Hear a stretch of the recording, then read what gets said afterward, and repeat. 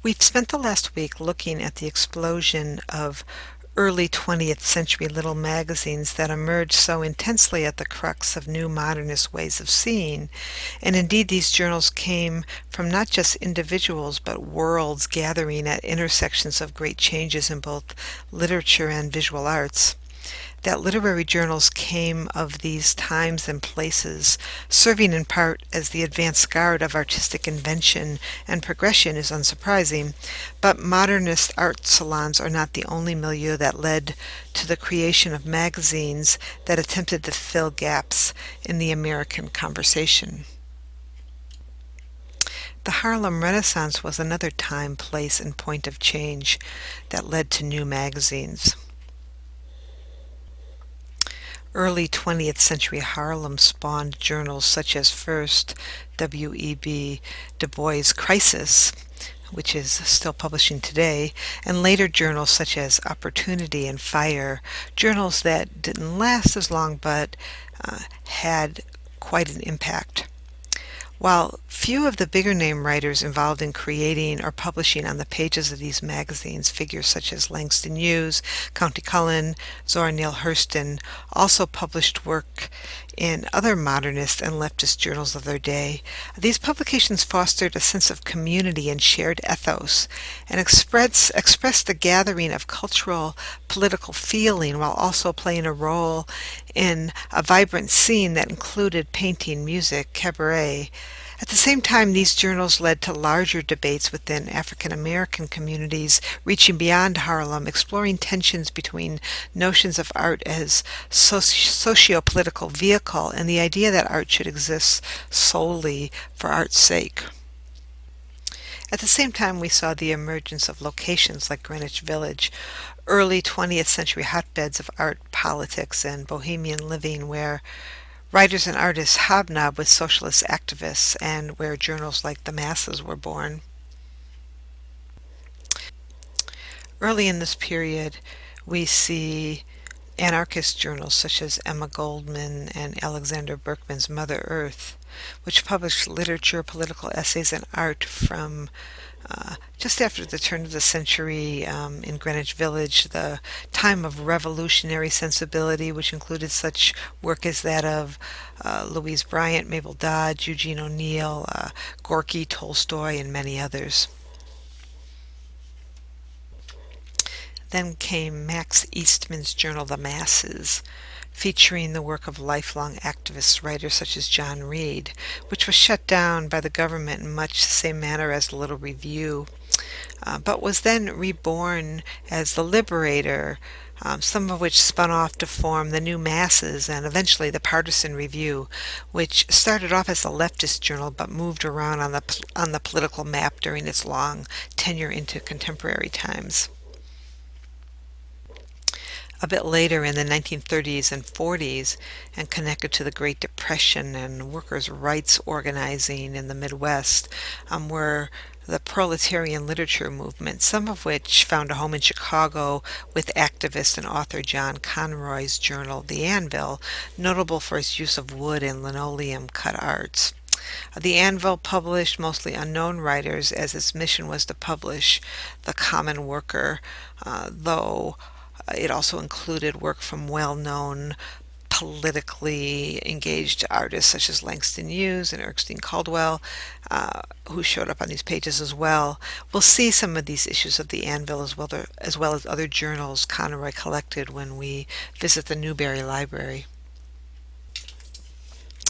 To give you an example of some of the work published in these journals, I'll start with just the opening paragraph of a piece by John Reed, which ran in The Masses in February 1916, in a piece called The World Well Lost. The Serbian town of Obrenovac is a cluster of red tile roofs and white bulbous towers, hidden in green trees on the belt of land around which sweeps the river Sava in a wild curve. Beyond rise the green hills of Serbia, toppling up to the blue ranges of mountains upon whose summit heaps of dead bodies lie still unburied, among the stumps of trees riddled around by machine gun fire, and half-starved dogs battle there ghoulishly with vultures. Half a mile away on the bank of the Yellow River, the peasant soldiers stand knee-deep in inundated trenches, firing at the Austrians 300 yards away on the other side.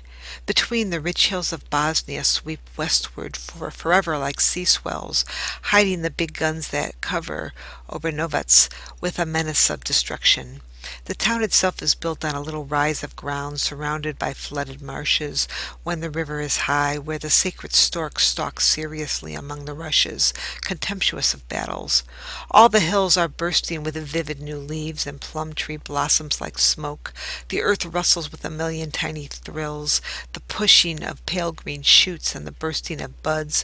The world steams with spring, and regular as clockwork the crack of desultory shots rises unnoticed into the lazy air. For 9 months it has been so, and the sounds of war have become part of the great chorus of nature. So early, what we would call today creative nonfiction travel reportage from John Reed. And from the masses again, here's a piece by Langston Hughes, the first part of a poem where you can see modernism and the concerns of the Harlem Renaissance intersecting. This is called Cubes. In the days of the broken cubes of Picasso, and in the days of the broken songs of the young men, a little too drunk to sing, and the young women, a little too unsure of love to love, I met on the boulevards of Paris an African from Senegal. God knows why the French amuse themselves bringing to Paris Negroes from Senegal. It's the old game of the boss and the bossed. Boss and the bossed, amused and amusing, worked and working, behind the cubes of black and white, black and white, black and white. And from beloved activist writer from Minnesota, Meridel Lesueur, from the Depression era.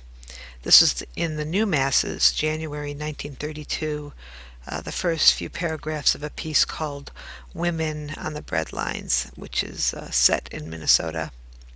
I am sitting in the City Free Employment Bureau. It's the women's section. We have been sitting here now for 4 hours. We sit here every day waiting for a job.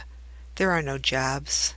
Most of us have had no breakfast. Some have had scant rations for over a year. Hunger makes a human being lapse into a state of lethargy, especially city hunger.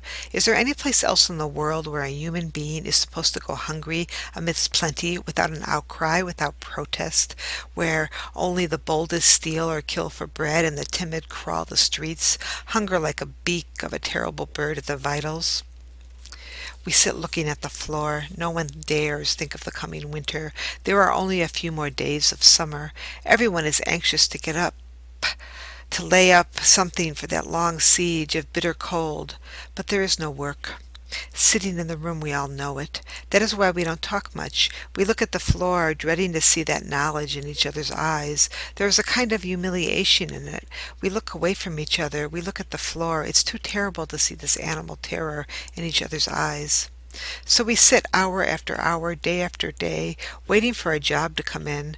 There are many women for a single job. A thin, sharp woman sits inside the wire cage, looking at a book. For 4 hours we have watched her looking at that book. She has a hard little eye. In the small bare room there are half a dozen women sitting on the benches waiting. Many come and go. Our faces are all familiar to each other, for we wait here every day. It's Depression-era witness literature from, again, Meridel Lesueur. What we see in these journals of the left is deep engagement with the political and social issues of their editors' times and of their writers' lives, particularly as pertains to class, the worker, the power of corporate industrialists, but also on the subjects of war, feminism, race, free love, reproductive rights, and other questionings of established and conventional ways of thinking. Also, you see in these pages again debates about the line between political art and arts for art's sake, an argument that's still alive today. And these journals were not mutually exclusive. Remember the modernist art for art's sake focused little reviews? Margaret Anderson was close friends with anarchist Emma Goldman, a fact that lost the little review funders at one point. And too, some Harlem Renaissance authors such as Jean Toomer showed up in the table of contents of the little review. N+1 and the Virginia Quarterly Review and New Letters Today are some of the inheritors of these political literary traditions. While the old school sense of social observation in art shows up in contemporary journals such as Guernica and Witness, and African American literature and cultural critique lives on in journals such as Callaloo. And while indeed most of these early 20th century editors were trying to start or stir up some kind of change or new thing through the publication of their objects full of objects, they were also just living their lives as friends and lovers and artists, and they weren't necessarily fully aware of their milieu in the way we are now looking back from a distance. When Ben Tanzer of Curbside Splendor talked about the emerging Chicago scene his press is a part of, he couldn't quite define what he meant, but he was probably feeling the edges of some kind of milieu not unlike those of the past. We can't help but be more self-conscious of the world we make today, knowing what we do about the arts communities of the past. Still, there are surely other milieu and associated kinds of publishing always emerging, perhaps more than ever today because we live now in an age of multiple centers. It may no longer be fully possible to map all the contemporary intersections of literature's objects, magazines, forms, museums, and technologies in play today. All we can do is make what we see to make in search of the next thing and look around to see who wants to make that next thing with us.